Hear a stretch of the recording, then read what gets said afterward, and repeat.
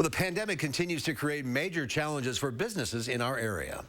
One of the hardest hit areas in Madison has been State Street and other downtown areas. Tiffany Kenney is the executive director of Madison's Central Business Improvement District. Hi, Tiffany. Happy New Year. Happy New Year.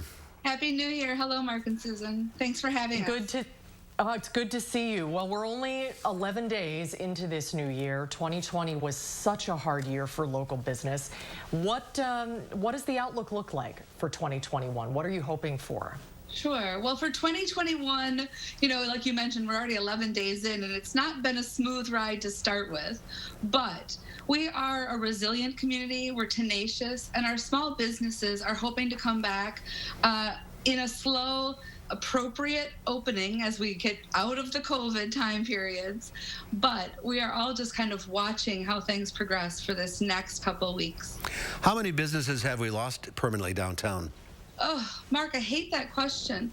We know that there are 31 who have permanently closed. There are 19 of them that we have on a watch list, so that puts us at about 50. And then there are a few others who just won't tell us what they're thinking or how they're feeling. Do you think they'll come back, or do you think it'll go the other way? I hope that those businesses come back. What we need to see the same type of outpouring of support that we saw around the holidays. Our Small Business Saturday was great for our community, and I want to make sure people know that they showed up. People shopped, they spent their money locally, and it made a huge difference to our small businesses. So we can't let that go. We can't get past the holidays and move into January and not support our small retailers, our restaurants, our unique businesses that make Madison a special place. And that's the best way people can help out, is by shopping. Absolutely. By supporting them in the ways that, put cash in their pockets are the #1 recommendation. But we also encourage things like shout outs on social media, recommendations through social media apps where you say, this person did a great job. And even if you're friends or someone who's a small business owner, you could just tell them, hey, high five, good job for all the hard work you've done this year. That would go a lot. The money goes much further, as you can imagine. But we all need to support our small businesses right now. I mean, there has been some supplemental grants given to small businesses from the Wisconsin Economic Development Corporation, I know, and the Department of Revenue. But is it going to be enough, or is it too little too late? That's a hard question because of the variety of grants that are out there. We are working really hard to make sure that every dollar that's out there gets into the hands of our small businesses. Dane by Local has been a fantastic partner here at the local level, making sure people know what's out there and helping them apply for those grants. I don't think it's too little, and I hope it's not too late. But it's not too much either. No, it's definitely not too much. It really, when we think about it, one of the other things I see out there are the fundraisers, those efforts, those GoFundMes or, different types of raisings of the funds. And if you look at all those fundraisers, it's really only a total of $1 million, and we'd be able to save 30 local businesses. I don't know. Is that a lot or a little? To me, it seems like a little to save 30 unique things that would make Madison special. Those are those GoFundMes. If you go look at them, right. About $1 million total there. That's a lot. It's a lot, but not or enough. A little.